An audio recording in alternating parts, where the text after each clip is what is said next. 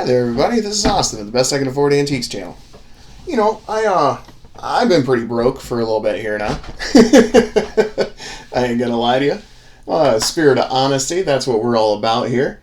I just haven't had enough money to buy anything super fancy, so I've been, I've just been thrifting here and there wherever I can. I got that amber, amber fairy lamp there.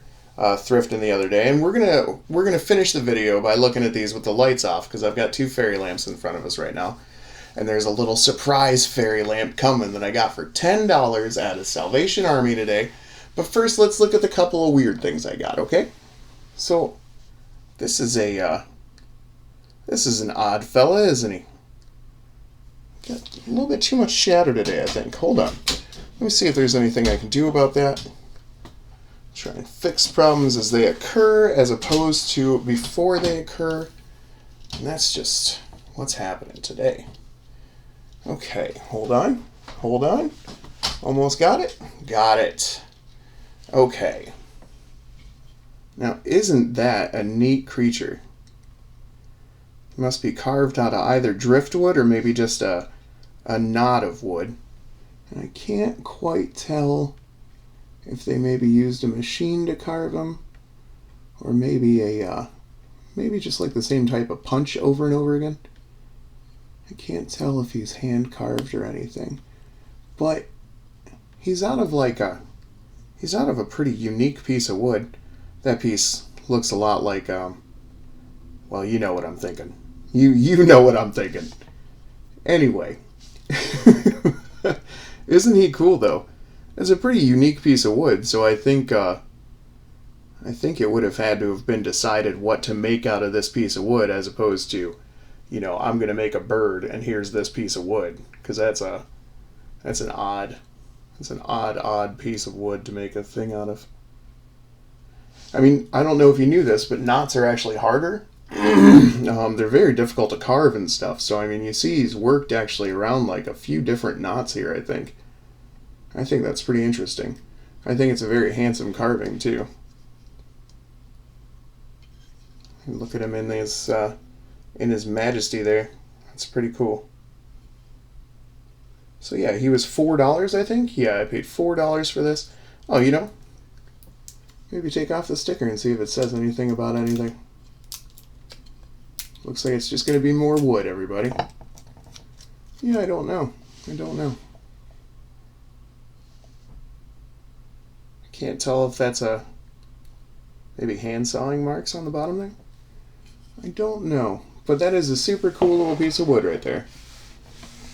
So $4 for that. And then blue tags were on sale for half off today. So we got a blue tag thing. Now I think this is vintage at the very least. I should probably take a picture of it and figure out exactly what it is. On the bottom it just says liquor bottle. I'm going to make it shine through those two words so that you can see that I'm not whistling Dixie there. There might be a tiny mark right there. I can't tell in real life whether or not it's there. It looks like an 8. Oh, you know what? I think that says something too. Can I see that in the camera? 1907 maybe, and then maybe a 4 or a 2, maybe 1972. Isn't that a cool bottle though? It's the same panel on all 4 sides. Kind of has the creamy mint of a Celadon, but there's this neat swirl running through it, so it's some sort of opaque glass, and it's a decanter for liquor. And the stopper's stuck in it pretty good. I think I might run the neck. So heat causes expansion. So if you ever have something stuck in a bottle like this, and it's probably plastic on the inside, on the inside of the stopper. So if I run hot water over this portion of the neck and expand this a little bit, just incrementally, I should be able to just pull this stopper out without issue, really. It's a pretty neat stopper, too. So yeah, that's a pretty cool bottle. We got that for $2. All right. And then we spent $10 on one thing.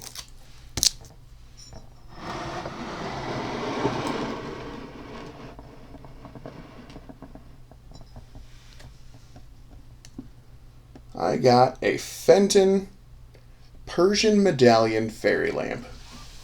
And I think what we'll do, well, no, let's look at it. Let's look at the pattern before we turn the lights off. What a crazy pattern, huh? So that's Persian medallion. I looked that up before I came in here. I didn't know right away, but I did see that it was probably a fairy lamp. And isn't that just a crazy, crazy topper, huh? So this thing's all together. I mean, it's not cracked or damaged or anything. This was $10. So then there's actually 3 pieces. Now I did just wax in this little candle here, but right under that it says Fenton. I mean, it's stamped into or marked into the glass, you know. Make sure I don't set my camera on fire. You can see the oval right there. So this piece is marked Fenton. I'm just going to set this down for 1 second. And then this piece is marked Fenton from the underside. And isn't that a gorgeous, gorgeous pattern? I mean, can you even believe that? Whew! Shwee! No, I like that a whole bunch. So yeah, it was my great pleasure to see that sitting on the counter at or sitting behind the counter at Salvation Army today. And I think, since it's a nice calm Saturday, crappy weather outside, might as well all stay inside. I think what we'll do is end with a little relaxation with these gorgeous little fairy lamps of mine. I've been fortunate enough to find all these at garage sales and thrift stores.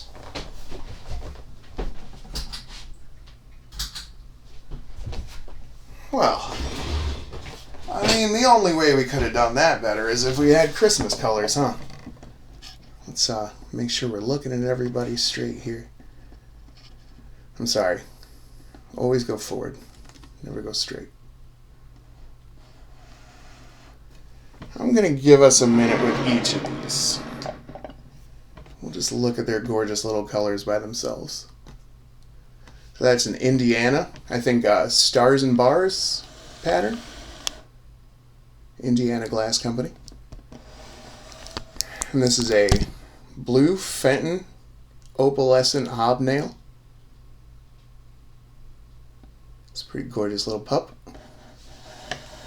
And then this one, this little outright miracle here.